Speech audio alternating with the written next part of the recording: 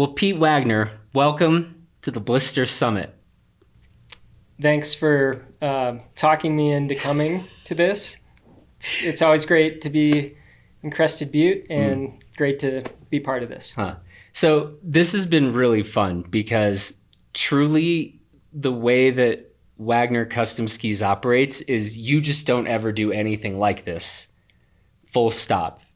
Fair to say? Yep, this is the first time we've done something like this, and I'll give you credit for giving me sort of a format to think about. So it's actually fun for us to put something together. So this is something, I mean, this is what we're going to talk about, right? And I think like what you guys have done for this event is just different from literally every other manufacturer here. And, so when I reached out to Pete and told him about the summit and said, you should be a part of this. And, you were like, what are you talking about? Like we do not do this. And so we talked a bit and kicked some ideas back and forth, but maybe we start by having you explain like why you don't have ski demos. And that will get to kind of the heart of how things are done at Wagner Custom Skis. Sure. So our approach to designing skis is we've developed a process in which we take the individual through our fitting process. The way that works is people go to our website, you schedule a time to talk with one of our designers, we get some initial information from you. We call it your skier DNA. And that's information about who you are as a skier, physical information, where do you ski, terrain preferences, what your goals are as a skier. And then we get feedback on equipment that you've been on in the past and talk about pros and cons. And that information goes into our design algorithm. And we design a ski that's uniquely optimized for the individual, that's based on the ski length, width, side cut, tip and tail shape, camber, rocker, the materials. We calibrate the stiffness and flex pattern based on a person's size. They choose the graphics. And then we have a unique manufacturing platform where our software then programs all of our computer-controlled milling machines, creates a recipe for our production team.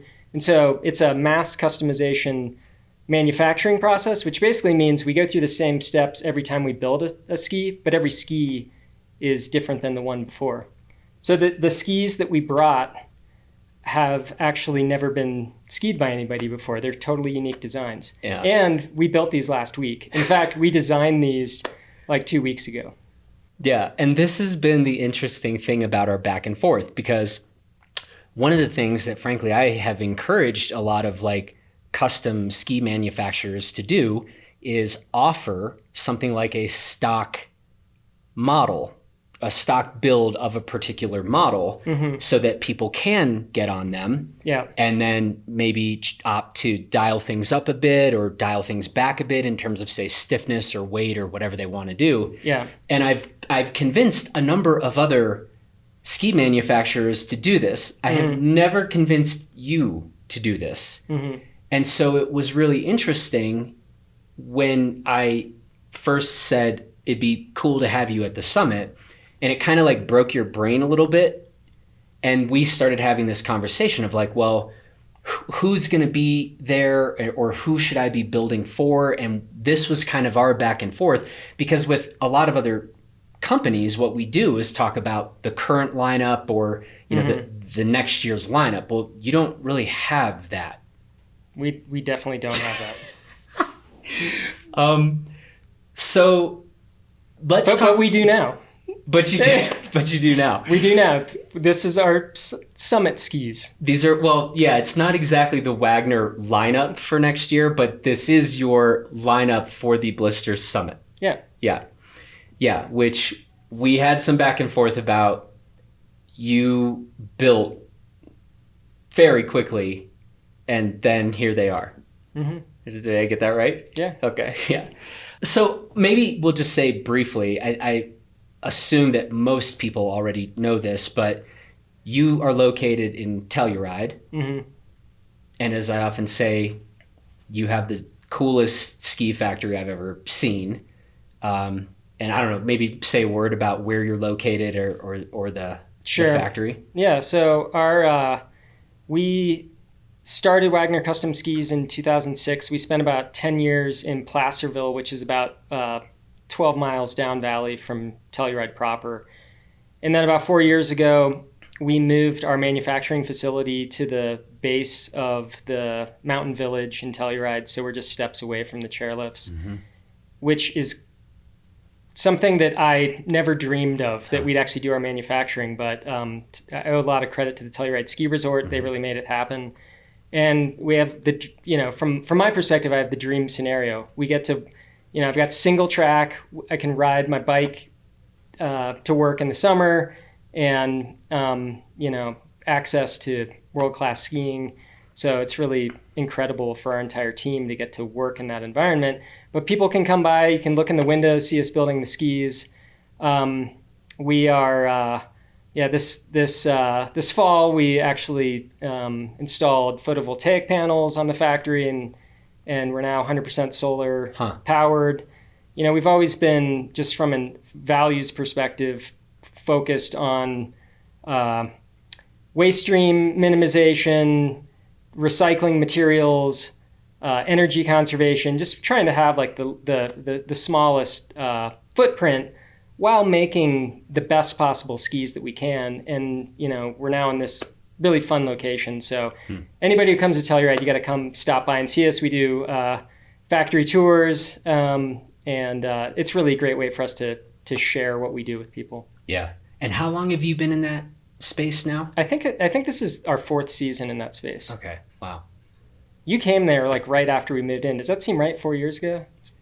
Yeah. I definitely was there about 4 years ago. I don't recall now. I didn't realize maybe at the time, or I've forgotten that it was like, this was a real new setup for you guys. Yeah. Okay, so we've talked a bit about how like you really don't offer like stock builds. There isn't, here's the 10 different Wagner models that you could start with that platform, and then we might calibrate it up or down depending on what you want to do. Yeah. So let's talk a bit then about these 4 specific models, your Blister Summit skis. And I don't know. I'll let you decide the order in which we talk about these. Okay. Let's start on the end.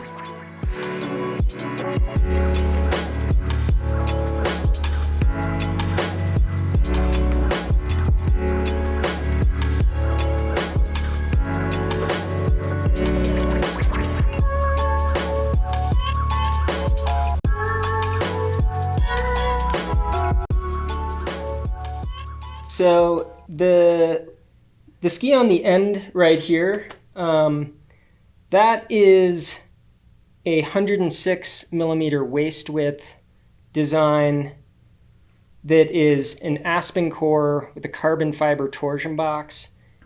And I guess the way that I would describe this ski is that it's got a pretty light on your feet type of a feel. And it's pretty forgiving tip to tail, so it's easy to initiate and release from the turns. Yeah. But it's got a carbon fiber torsion box, which means that the ski, even though it's light, it doesn't want to twist. So when you're actively turning the ski, if it's on a groomer, it'll hold the edge nicely. Or if you're in any kind of variable snow, sun or wind crust, chop, it's going to slice through that while you're turning it. So the characteristics of this, I would say, are pretty forgiving, light on your feet, good for, I like it for places like Crested Butte where you've got steep terrain and, more technical type of skiing. Yeah. So this, because it's a lighter weight construction, I think it works really well with a binding like a shift. Yes. You can also, that kind of a construction I think works well with an alpine binding. You can put a tech binding on it. I think it's really good, with a shift, because I think it's a great travel ski. You could call it a 50-50 because I find it to be really versatile if you like that type of a feel. Yeah. Now, Luke Kopp and I both skied that, not that exact ski, because that's a 172. Yeah. We skied that you had sent over to us, because this is the other thing you did, like, I don't even know, 10 days ago or something. You were like, I just kind of whipped these up. I'm curious what you think. Yeah. And so we got on them, then got on the phone, gave you our feedback on it. And then of the 4 skis here, this is the only one that I think either Luke or I actually skied. So we have skied that just in a longer length. Yeah. And that was my comment. I'm either stealing what you said or you're stealing what I said. But I was like, man, if you put a shift on that and like whatever you want to do. Yeah, really nice skis. So, and I think we were saying do you remember what length that came in? Yeah. So for the Summit skis, we made this one in a 186, a 179, 172. Okay. So those are the 3 lengths that ski exists in here at the Summit. We skied the 186. Right. And I think we said that 186 was coming in around 2,050 grams. Does that sound right to you? Yeah. Yeah. Which I think is a pretty nice weight for a 50-50 if you're actually going to go tour, right? And we will be putting out our review of at least the 186, and I don't know if we're going to do other lengths. We'll have that conversation later. Cool. Okay, so cool. So that's and there is no name to this ski. This has been one of the hardest parts of this conversation. I was like, should we just call it Charlie, or, we literally have just been calling it the gray one. And so I don't know, we might need to think about some naming, conventions here, but, or we call it the 50-50 for lack of some better term at the moment. Okay. Let's move one to the right. Okay.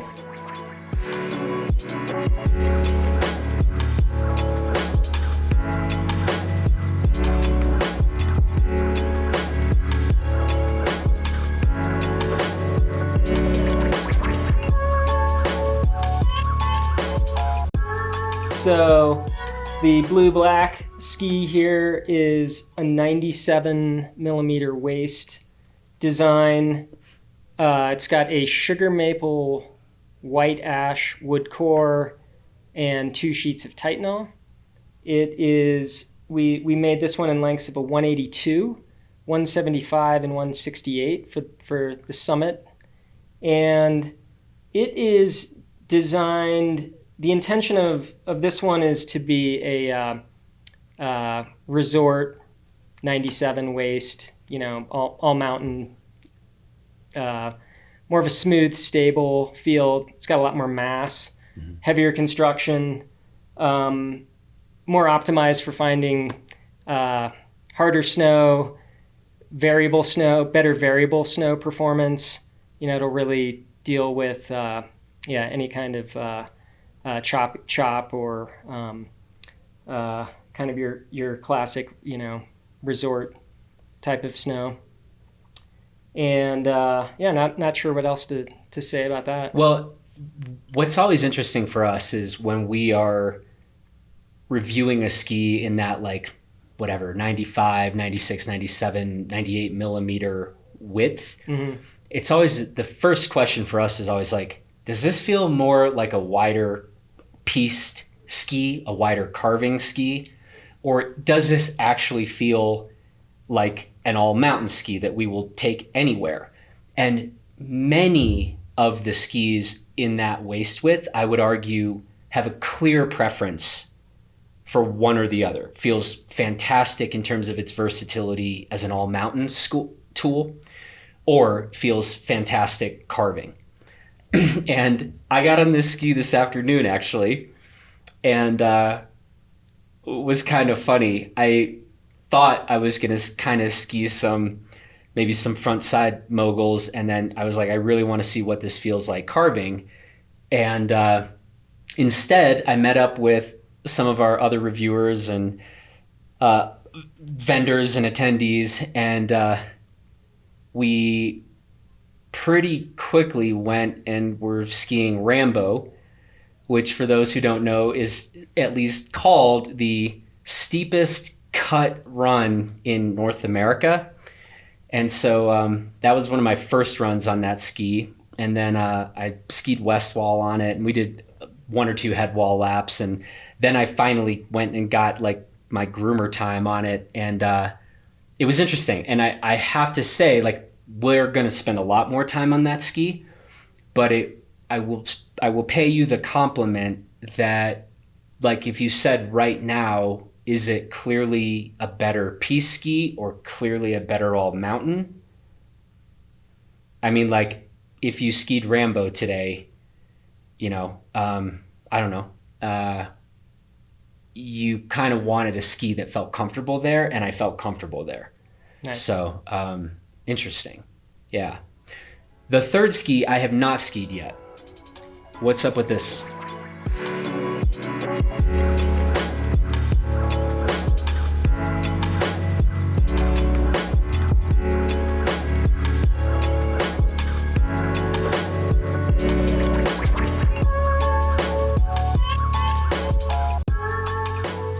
So this third ski is a 107 millimeter waist width design. It is an aspen core with Titanol structural layers. So we brought this ski in a 186, a 179, and a 172 for Summit. It's kind of with that type of a construction, what we're going for here is a resort, smooth, stable resort wide ski. So it's got a little bit more mass to it. It's not a heavy ski per se, but with the Titanol construction, it's torsionally stiff. It's set up much like the 97 to be good in chop, crust, hard snow, and have a really smooth, stable ride. So I would say the ski's not for everybody. You know, it's got weight to it. It's pretty wide for what it is. But the idea being for those who like a wider ski that'll perform well in, typical resort conditions, that's the intention of this one. Would you say stronger? Would you say it's the 107 is stronger than the 97, or were you aiming for comparable? It's going to be a more forgiving flex pattern because it's wider. And overall, the materials are a little bit lighter because it's a difference between an aspen core and a sugar maple white ash, which is 2 hardwoods. So pretty low density core, wood core compared to a really heavier core. But you want that when you have more surface area. It's designed to still be somewhat maneuverable, but favoring people that like to ski with more power and fluidity and like to have the versatility to deal with broken snow and chop, be able to ski groomers and ski with power and fluidity. So, the 97, I think it's more of a geometry thing where you got less surface area on the 97, so we added more mass, and it's a little bit stiffer. The 97 is a little bit stiffer. Yeah. Okay. Yeah. But none of these skis we're trying to make stiff. I mean, really, the intention across the board is let's make something that is stable when you want it to be, if you're skiing fast or you're in challenging snow, but still be forgiving if you're in tighter terrain or moguls or something like that. Yeah. This ski being the least maneuverable just because it's wide and it's, on the heavier side compared to like the 106 on the end. Okay, let me see if you like this generalization about Wagner skis. I would say, as a generalization, you guys don't build that stiffer, straight up, more one-dimensional charger. Do you accept this generalization or not? No, because we, when we design a custom ski for someone, if that's if that's what the recipe is, if that's if we determine that that's what someone's skier profile, their skier DNA is, we'll absolutely create that ski for them. Do you get asked for that much? No. Yeah. Not really.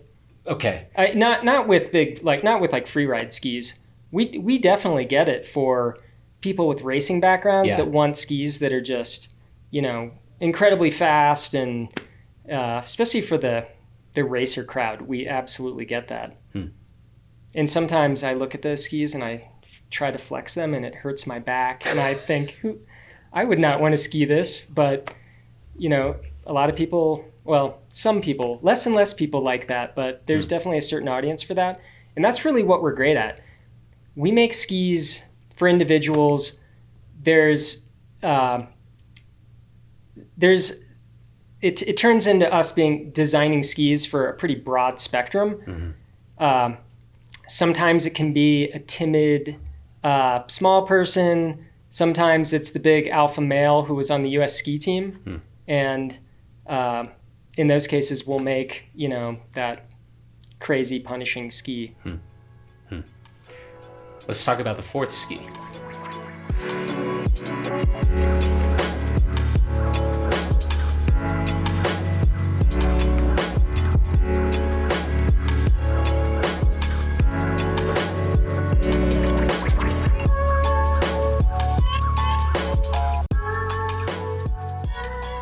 So this orange one is what we brought as the dedicated touring summit ski. We brought this one in lengths of 185, 178, and 171, 105 millimeter waist width. The construction on this is a Polonia wood core, which is really lightweight, with a carbon fiber torsion box construction. So it's still made with all of our skis are made, we're a Telluride company. So all of our skis, part of the DNA, I guess, of just our design lineup in general is everything's made with really thick edges and thick bases, thick P-Tex sidewalls, a really high quality wood core, and then there's structural layers that are either some combination of fiberglass, carbon fiber, or Titanol, and then some type of a top sheet that has the graphic on it.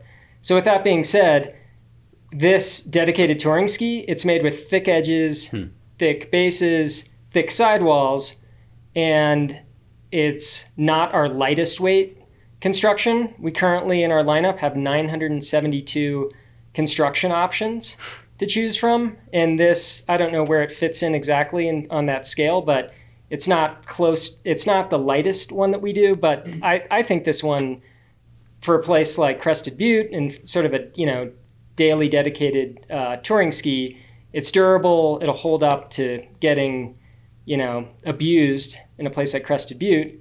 It'll still be ski reasonably okay if you do need to use it on a resort day, but it still is light and can handle, you know, variable backcountry conditions and feel good on the uphill. I'm going to ask you a question that I do not think you know the answer to. What's the weight of that ski? I don't know. Yeah, I didn't think so. How often? Maybe you can weigh it and we'll put it on the. We will in the reviews. We will 100% weigh it. That's like what we do. But how often do you have somebody contacting you to build a ski, and they're coming in with a very specific weight target? So like, I want a 105 or 115 or whatever. Yeah. But they're like, and make it weigh less than X. I'm going to assume they almost never say make it weigh at least this much. Yeah. Do you get this?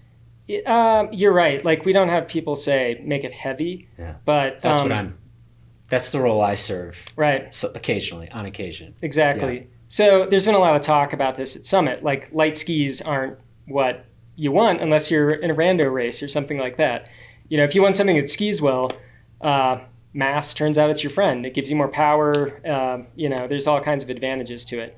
So it is, but there's definitely been a trend of people counting grams and saying, you know, well, this ski weighs, you know, what's this ski going to weigh? Or I want to make sure it's under 1,700 grams. I want it to be, this happened maybe 2 weeks ago. We had a guy who wanted a ski that was around 181 or 182 in the length, around 120 millimeter waist width, and he wanted under 1,700 grams. He was very specific about that. And so we're like, okay, we can do that. So Did you try to talk him out of it? He was a smart guy, and he knew he's got a lot of skis, and he knew where this is going to fit into his quiver. So no, that was cool. And I would say, if you're depending on the objective, and if you're an experienced person, and he's like this, it's 120 millimeters wide. Yeah, so I'd take it. He's touring for POW. Yeah, and if you're touring for pretty forgiving snow, I actually think you could probably build a tool that would be good at that, and then I would just never want to ski it inbounds on a scraped off day. But okay, I want to hear if you get any feedback from this person. Okay. Or have you already? I don't think so. Okay. But it's funny. I should interview him. Okay, we should do that, because I think that we may have shipped the ski. I can't remember if we shipped it directly to him or he was coming here. He's coming to Crested Butte. And he had a couple of trips lined up in Colorado, backcountry trips. So, we're gonna track this guy down. He might be here right now. Exactly. Yeah. Okay. Okay, so that's our 4 Summit skis. Yeah. This I want to ask you for a minute. I think in a conversation we had some years ago, we touched on this a little. We're not going to go. Maybe we'll do this conversation in depth at another time. But a topic of conversation we've had is just core material, different cores. And you've mentioned the different woods you've used in the cores of each of these skis. I don't know. If I were to ask you something like, would the type of wood used in cores is overrated? Agree or disagree? I would disagree. I think that the number one thing that we focus on when we're designing ski for an individual is trying to get the right feel. That's a really important part, because if you get the feel right, then that just sets the foundation for everything else being right. Yeah. It's pretty easy to make the shape, the length, and the geometry right, but the feel is usually a combination of the materials that are used and the flex pattern. Those are probably the two that we really focus on, trying to get that right off the bat. So as an example, someone who's got a race background and is used to skiing on metal skis, those people generally like the feel of a metal ski. You try, no matter what you do, you give them a ski that doesn't have metal in it, it doesn't have that right feel, and the wood cores play a big role in creating the proper feel. So I think that wood core selection is very important, or whatever it might be, right? Could be foam, could be... You build foam core skis? No, I'm just saying in general. In general. Everything we do is wood core. Okay. But, nowadays there's like honeycomb tips, or, there's other options out there. But we just do wood because it's proven material, stands the test of time, it has great durability, has really good feel. How many types of wood cores can you build with? And then I'd be curious, what's the podium? What are the top 3 that, it's most common for you to use? We currently offer 9 different types of wood cores. And that's one of the things we're constantly tinkering with. So we're frequently getting in new types of wood cores and testing them and, trying to figure out if it's something we want to, is it a winner? Do we want to add this or not so much? So right now, our core options are all Paulownia, Paulownia poplar, aspen, sugar maple white ash, all sugar maple, and there's 2 more that are some sort of blends of those. I think we have a birch, white ash, and there's one more I'm not thinking about. And then we've got some others that we're doing experiments with right now. But the reason that we work with these different combinations and what we're trying to figure out is they have different weights and they have different grain structures and they have different harmonics. And so going back to the point on creating the right feel, it's figuring out that combination of the right type of wood core, and then we match it with some sort of structural layer, which is usually a type of fiberglass or carbon fiber or metal. And that's, sort of the foundation of creating, identifying the right feel for a ski. Have you named your top 3 yet? Top 3 would be aspen, sugar maple, white ash, and sugar maple aspen. Do you think that was in order of most common to least common of the top 3, or that's getting too specific? Oh, I don't even know if that's probably the most common. Not necessarily. I think aspen is probably the most popular one. Just, thinking about the last 6 months. Yeah. Surprisingly, aspen, it has a short grain structure and it's a low density wood. If I was like, I'm going to make you something out of aspen, it doesn't seem like a great material to work with. It's not known for being, it doesn't have the strength to weight ratio of hardwood like a sugar maple. But for skis, it actually works really great because the short grain structure of that wood gives it a nice damp feel. So you like to talk about suspension, like aspen actually has a really nice feel to it, but it's also lightweight. And so it's not like an ultralight core, but it's got kind of that, sweet spot of it being light enough that it's versatile to use with different, we can blend it with Titanol like we did in this ski, or we can blend it with fiberglass and a carbon fiber torsion box like we did at the ski on the end there. And which ski is really nice. Yeah. Not a demanding ski, not a heavy ski, but this was the feedback Luke and I both gave you, for that nice mix of quick and, that's the thing. It's like often if you're, all right, cool, I've got a quick ski and it is not stable and does not hold up. Yeah. And it was a nice blend.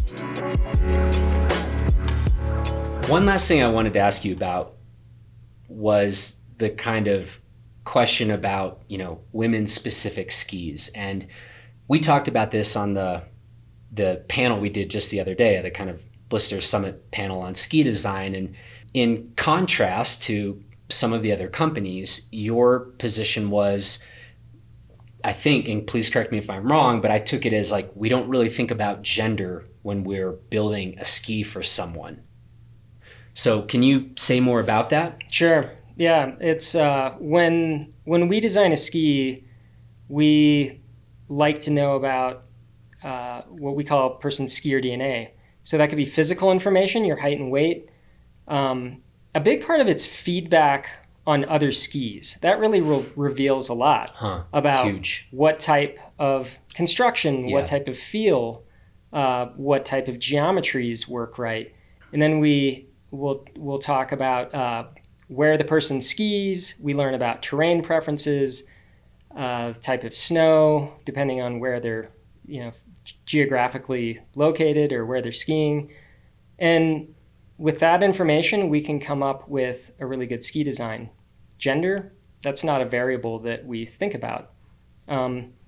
Everybody's unique. We don't make generalizations about skiers. That's how we think about it. So, and we were kind of saying on the panel, like, I still understand, right? As you were hearing some of the answers from other manufacturers, they were sort of saying things like, well, women generally, and then fill in the blanks with certain characteristics. And it's like, okay, as a generalization, they're not wrong. But that's a generalization. And a lot of women will fall outside of that, which they themselves acknowledge. And so I don't know. I think I personally feel a bit closer to the I 100%, want to see more, women involved in skiing and loving it and, all that. But I personally am less interested in that coming through from a tech story per se. Though again, I'm not ready to say they're wrong for that approach. And, I think with some of these one-on-one conversations that we're going to be having with different companies, we're going to give them the chance to sort of explain some of these structural changes, construction changes, flex pattern changes that they're making in a ski for women. But I don't know. I think you are in a bit of an envious position on this one, where as I've been, bugging you over the years, like, dude, just offer some stock models. And you're like, yeah, no. And it's like, you sit down, put somebody in this chair, and you're like, who are you? Mm-hmm. What do you like? What are you into? Where do you like to ski? How aggressive are you? How big are you? You know? And it kind of puts you in a nice position when it comes to this question of gender and ski design, or gender and ski construction. Yeah. Well, even if we just looked at this lineup here, we could still figure out the proper fit for a person, and it would involve talking about their skiing, their preferences. With that, we'd be able to determine what type of feel of a ski. With that, choose the right materials and understand the flex pattern. And so we could still make recommendations picking from a lineup, but gender, I don't think that needs to be part of the options that we're using to make our decision on that. Well, Pete, thanks for being here. And honestly, it's really cool in that, again, like, you're like, I've never done this. And, but apparently I was persuasive enough about how we were going about things and the way that we were looking to do things with this summit, which I would say also has never really been done. And so it was pretty cool that, for somebody who's like, yeah, I've never done this before, but this kind of sounds intriguing. And, it's been fun having you be a part of this. So it's been great to work with you on this. So you're going to do full reviews of all of these skis, right? And you'll put that out for I'm not reviewing the out. 172. Well, for the 186. Yes. Okay. Yeah, absolutely. But for each model, you'll review one of these, the length that you like. And absolutely. You'll put that out. Luke, at a minimum, I and Luke Koppel will be on them, and we'll probably get a few of our other reviewers on them and just do what we do. Cool. And so I'm really intrigued by the touring ski too, because I put some time on a sort of a prototype thing. It's not even a prototype. It was a one-off, but I skied a touring ski that you sent over as you were trying to think about and home in on what you wanted to send over for the summit test. And I had a pretty good experience on it. So I'm intrigued, but we'll do what we always do, which is just tell people our honest opinion. And so I'm looking forward to getting on these other two skis here that I haven't been on yet. Awesome. Well, thanks for taking the time to not only get us to, put together the summit skis, but, give us your take on them. So I appreciate that. Yeah, man. Well, hey, thanks. And I have a feeling we'll be talking to you again real soon. Awesome. Yeah.